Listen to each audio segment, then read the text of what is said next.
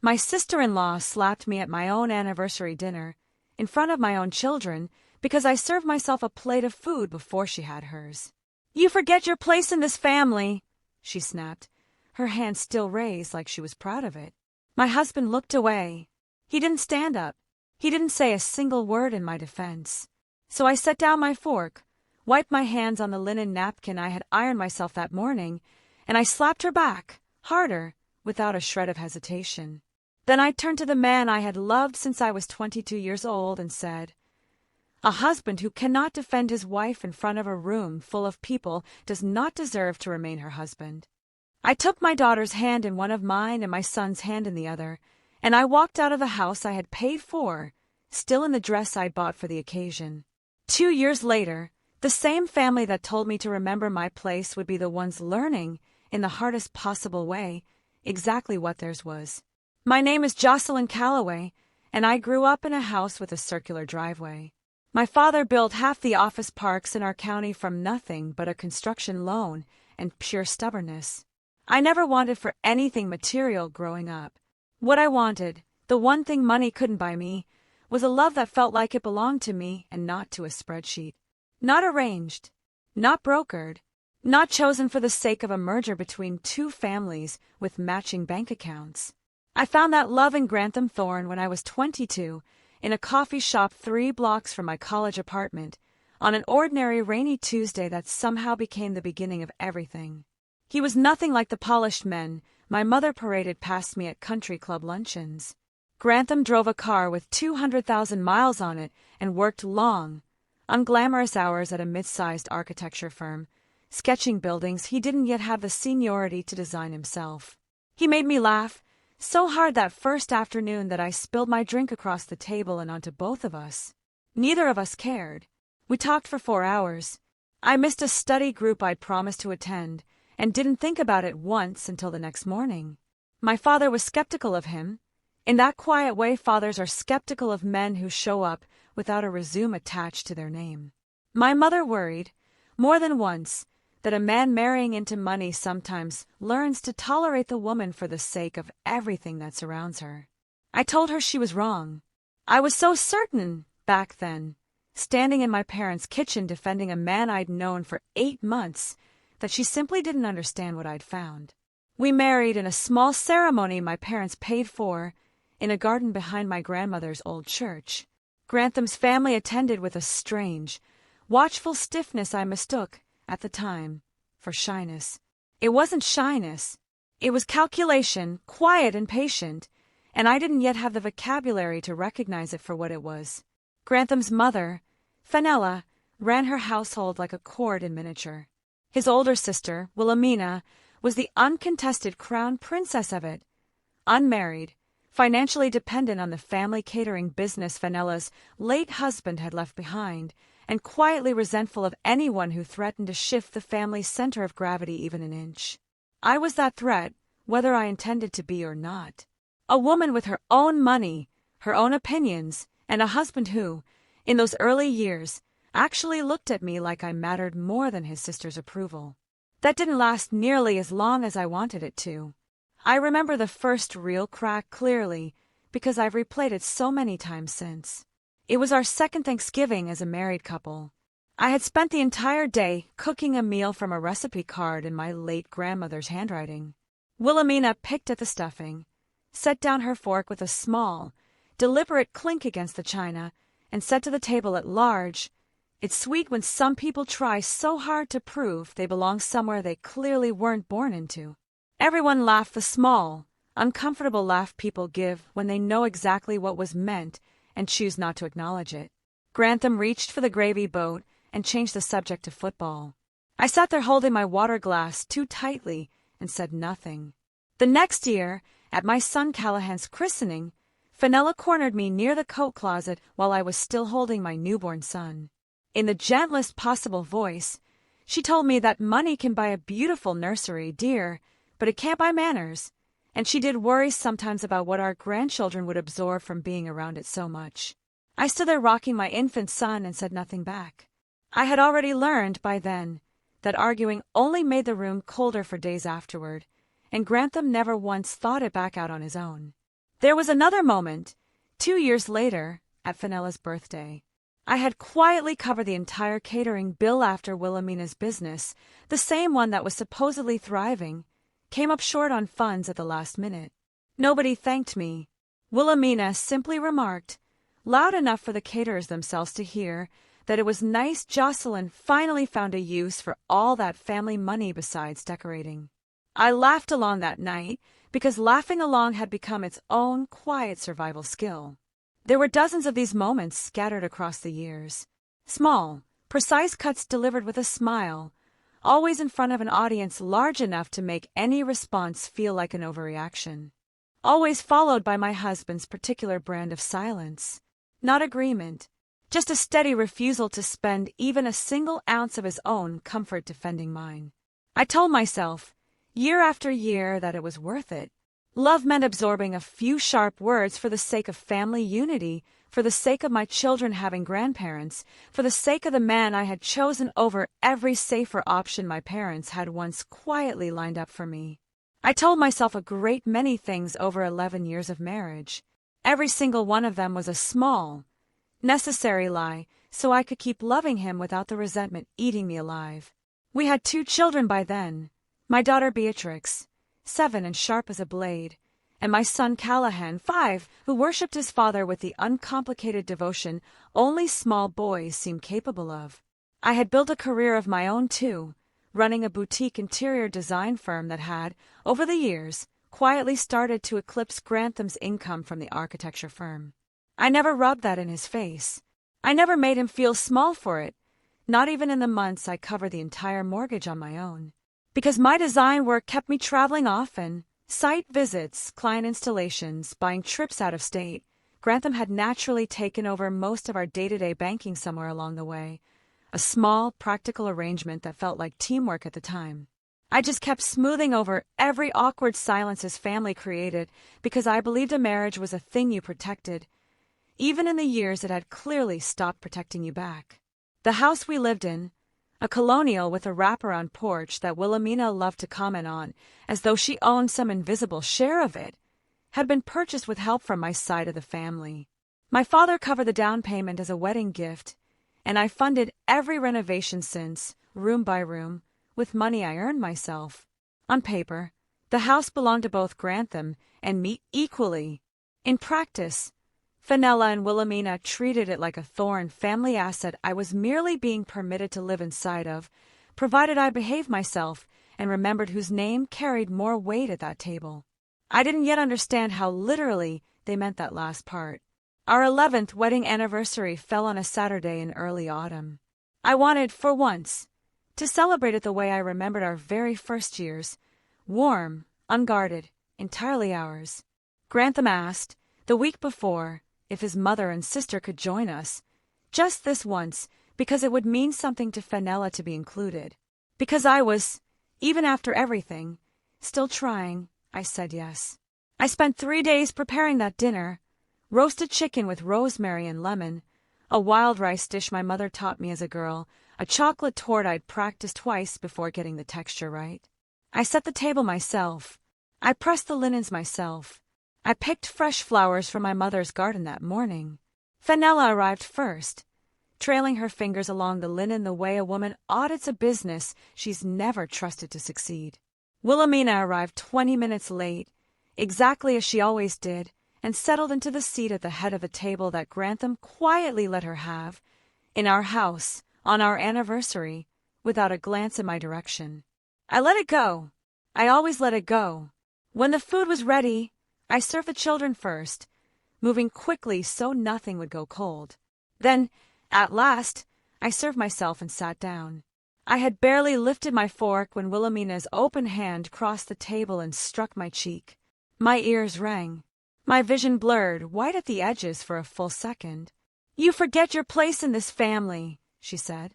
It was loud enough that Beatrix's fork clattered against her plate. Callahan froze mid-bite. The room went silent except for my own pulse behind my eyes. I looked at Grantham. I looked at the man I had married for love, the man whose family I had fed and funded and quietly forgiven for 11 straight years. He looked down at his own plate, as though the tablecloth held something more urgent than his wife's reddening face. Something in me that had been cracking slowly for over a decade finally gave way. I set down my fork. I wiped my hands on my napkin, slowly, the way you move when your body needs a moment to catch up with a decision your mind has already made. Then I reached across the table and struck Wilhelmina back with the full weight of 11 years of silence behind it. The gasp that traveled around the table almost made me laugh, as if I were the one who had broken some sacred rule. I stood up. I looked at Grantham, not Wilhelmina, not Fenella him, and said the words that had been sitting coiled in my chest for years. A husband who cannot defend his wife in front of a room full of people does not deserve to remain her husband. He didn't argue. He didn't apologize. He sat there, stunned, like a man who had never once considered that his silence might carry a cost. I took Beatrix's hand in mine, Callahan's in the other, and walked both of my children out of that dining room, out of that house, and into my car, still wearing the dress I'd bought for the two of us. I drove straight to my parents' home, 40 minutes away. My mother opened the door before I even knocked, took one look at my face, and said, "Come in, baby. You're safe here now." My parents' house had always felt like a fortress of a different kind, not the sort built to keep me in line, but the sort built to keep me protected. My mother made up the guest wing for me and the children within a single day, without asking how long we might be staying. My father hugged me tightly enough that I felt, for the first time and longer than I wanted to admit, entirely unafraid. Grantham called that night, then the next morning, then every few hours after that, until my phone buzzed nearly hot in my pocket.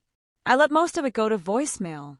When I finally answered, 3 days later, sitting alone on my parents' back porch, he was full of the kind of apology that comes dressed up as love but is really just fear of consequence. I should have said something. I know that now. I'm sorry. We can fix this. My family will apologize. Please just come home. The kids need their father. I asked him one question. How many times, Grantham?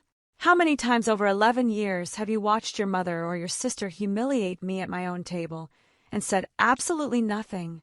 He didn't have an answer because we both already knew it by heart. Too many to count. I had stopped counting somewhere around year 4 because counting made it far too painful to keep staying. In those first strange, quiet weeks, I leaned harder than I expected on my business partner, Halcyon, a steady woman who had built the design firm alongside me from a 2-desk office into something that now employed 11 people. She showed up on my parents' porch the Sunday after the dinner with takeout and no questions, sat with me while the children napped, and said, "I've watched you carry that family for a decade. Whatever you decide now, the firm carries you." It was such a small thing to say, and it undid me completely, because it was the first time in years someone had told me I was allowed to be carried instead of doing all the carrying myself. I filed for divorce 11 days after the anniversary dinner. I hired an attorney named Barnaby Coyle, a sharp, unflappable man my father had trusted for decades of business dealings. I told him plainly what I wanted: my children, my house, and the truth about what that family had actually been doing to us for over a decade. By then, a quiet suspicion had formed that there was more than cruelty hiding underneath Fenella and Wilhelmina's contempt. I suspected there was money involved somewhere. I was right, though I had no idea yet how deep it went, or how long it would take to fully untangle. It was Barnaby who found it first, buried in the financial disclosures required for the divorce. Over the past 4 years, more than $60,000 had moved out of our joint household account in small, irregular transfers, never large enough on their own to raise a flag, and easy to miss given that Grantham had handled most of our monthly banking for years while my work kept me on the road. The money had gone to Wilhelmina, not as gifts, as loans that were never repaid, funneled quietly through Grantham to keep his sister's catering business afloat, a business Fenella had bankrolled for years and refused to let die, even as it bled money behind a polished storefront. Grantham had signed off on these transfers using an account I had funded almost entirely with my own earnings, without ever telling me where the money actually went. That discovery, painful as it was, wasn't the worst of it. Buried deeper in the paperwork was a notarized quitclaim form dated 18 months earlier, attempting to transfer a 10% ownership stake in our house, the house my own father had helped me buy, into Fenella's name. My signature sat at the bottom of the page, in ink I had never put there. Barnaby brought in a forensic document examiner who flagged inconsistent pressure patterns and pen lift points that didn't match my genuine signature on file with our mortgage lender. It was a convincing forgery, but not a perfect one. Barnaby was careful to warn me, even then, not to expect a fast resolution. A forgery case like this, he said, would need to move through the recorder's office, then possibly a criminal referral, and that kind of process rarely moves quickly, no matter how strong the evidence looks on day one. The county recorder's office confirmed something that stopped me cold. Their own routine verification process had actually flagged the transfer months earlier and quietly held it pending documentation that was never provided. It had never fully gone through. But the attempt itself was real, deliberate, and according to Barnaby, very likely a criminal matter that the district attorney's office would need months, not weeks, to properly evaluate. Barnaby walked me through what that timeline would actually look like, sitting across his desk with a legal pad covered in small, careful handwriting. The recorder's office would need to formally document the flag transfer and hand over their internal records. A detective from the Financial Crimes Unit would need to interview the notary who had processed the form to determine whether she had been deceived or was somehow complicit. Bank records tied to the original notarization fee would need to be subpoenaed. None of it, he told me plainly, would move at the pace of the divorce itself, which was already moving faster than most. I remember nodding along in his office, absorbing the idea that I might spend the next several years of my life still hearing updates about this case and scattered phone calls, long after the custody paperwork was signed and the moving boxes were unpacked. I remember calling my father that evening, sitting alone in my car in Barnaby's parking garage, because I couldn't bring myself to say the words inside my parents' house where the children might overhear. My father listened without interrupting, the way he'd always listened when I was small, and when I finally finished, he said only, "You built that house with your own 2 hands as much as any contractor did. Nobody takes that from you while I'm still breathing." It wasn't a legal strategy. It was simply what I needed to hear. Then Barnaby found a second thread, one none of us expected. Cross-referencing county records out of habit, he discovered Fenella had attempted a nearly identical quitclaim maneuver once before, decades earlier, against her own late husband's sister, in a property dispute that had quietly settled out of public view. This wasn't a single lapse in judgment. It was a pattern she had simply been waiting for the right, unwatched moment to repeat. There was one more piece, and it came from a place I never expected. A former employee of Wilhelmina's catering business, a young woman named Odessa who had quit 2 years earlier after going unpaid for a month, reached out to Barnaby's office once word of the investigation quietly reached her. She had kept copies of invoices she'd once been asked to inflate for family events, including my own anniversary dinner, so a portion of what I'd paid could be quietly redirected. It was a small amount compared to everything else, but it confirmed something I had begun to suspect all along. Nothing about that family's warmth toward me had ever been entirely what it appeared to be. Odessa told Barnaby, almost as an afterthought during their second conversation, that she had watched Wilhelmina do the same thing to at least one other client over the years, a wedding client who had never realized the final invoice didn't match what had actually been delivered. Barnaby noted it for the record, though it never became part of our case directly. It simply confirmed, one more time, that this had never been a single lapse in judgment born out of desperation. It was simply how that family operated when they thought no one outside it was paying close enough attention. The next 2 years unfolded slower than I wanted, and in some ways, faster than I feared. Barnaby referred the forged quitclaim to the district attorney's Financial Crimes Unit, and the recorder's office cooperated fully, providing their internal flag records as evidence the filing had been caught before completion. Grantham, confronted with the transfer records, insisted he hadn't known about the forgery itself, only about the loans to his sister, which he still called helping family, as though 11 years of my quiet generosity hadn't already been exactly that, given freely, without ever once being asked to sign anything away. I didn't fully believe him. By that point, it no longer mattered to me whether I did. The custody proceedings moved forward on the strength of a pattern I hadn't realized I had been documenting for years. Photographs, calendar entries, and messages showing I had managed every school event, every doctor's appointment, every midnight fever, while Grantham consistently deferred to his mother's opinions about how our children should be raised. The court awarded me primary custody with a structured parenting schedule for Grantham and a requirement that he complete a full accounting of where the missing $60,000 had gone before certain visitation terms would be finalized.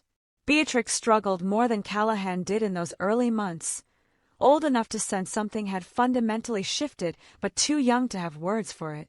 She asked me once, curled against my side on the sofa, whether it was her fault, whether serving her own plate too had somehow made things worse that night. I held her face in both my hands and told her that nothing about that dinner had ever been about a plate.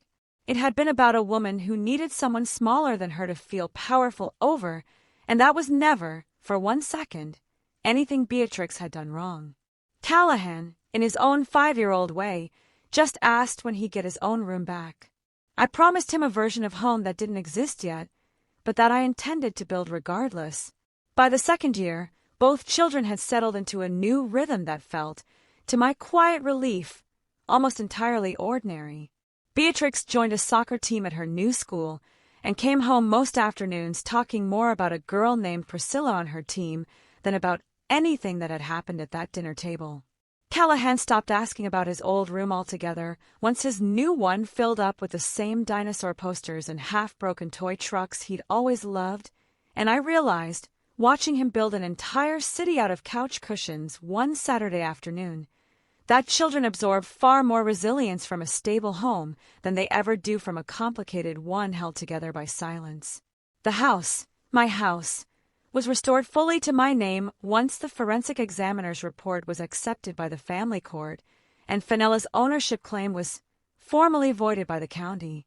The criminal referral against her moved slower, exactly as Barnaby had warned me it would. As of this telling, the district attorney's office is still building that case, and Barnaby says matters like this can take years before anyone sees the inside of a courtroom. The civil result, though, is already done. Grantham, rather than fight a fraud investigation that would have pulled his mother and sister further into it, agreed to a settlement that included full restitution of the diverted funds, paid in structured installments. Wilhelmina's catering business folded within the first year of the family, finally cutting off money that had never truly been theirs to give away. A handful of her longtime clients later told mutual acquaintances that they'd suspected something was off about her billing for years, but had never wanted to be the one to raise it publicly. Fenella, facing the real possibility of her own exposure over both the recent quitclaim attempt and the decades-old pattern Barnaby had unearthed, retreated from any further contact with me entirely, not out of remorse, I suspect, but out of fear of what continued proximity might now cost her. Word traveled through the extended family quietly, the way it always does. My father's older brother, a retired judge who had always kept a polite distance from Grantham's side of the family, called me directly once he heard about the quitclaim and told me he had never trusted Fenella's warmth, not once, in all the years he'd watched her operate at family gatherings. Grantham's own younger cousin, a soft-spoken man named Desmond who had always been kind to me in the background, sent me a short, private message once the story became impossible for the family to keep quiet. He said he was sorry, that he had noticed things over the years and never said a word. I appreciated it, even as I recognized it for what it was, another version of the same silence I had lived inside of for 11 years, just arriving more gently and far too late to change anything. Somewhere in the middle of that 2nd year, while the criminal referral sat quietly in a queue at the district attorney's office and the custody schedule finally settled into a rhythm the children could count on, I noticed something shift in myself that I hadn't expected. My design firm grew faster in those 2 years than it had in the previous 5 combined. Clients started asking, gently, why my work suddenly felt bolder, less careful, less concerned with pleasing every possible taste in a room. I didn't have a clever answer for them. I just knew that a version of me who no longer spent half her energy managing someone else's family, had a great deal more energy left over for everything else. Grantham asked to see me once more before the divorce was finalized. He sat across from me in Barnaby's conference room, older somehow than he'd looked 2 years earlier, and said the words I once, years ago, would have given almost anything to hear. "I'm sorry. For all of it. I should have chosen you every single time, and I didn't." I believed, in the moment, that he meant it. But an apology offered only after the money is found and the papers are signed isn't repentance. It's damage control, arriving years too late to mean what it might once have meant. I had spent 11 years forgiving smaller versions of that same silence, hoping each time the next slight would be the one that changed him. The anniversary dinner had simply been the last straw on a decade-long pile of them, and I was done handing out forgiveness for free. "I know," I told him quietly.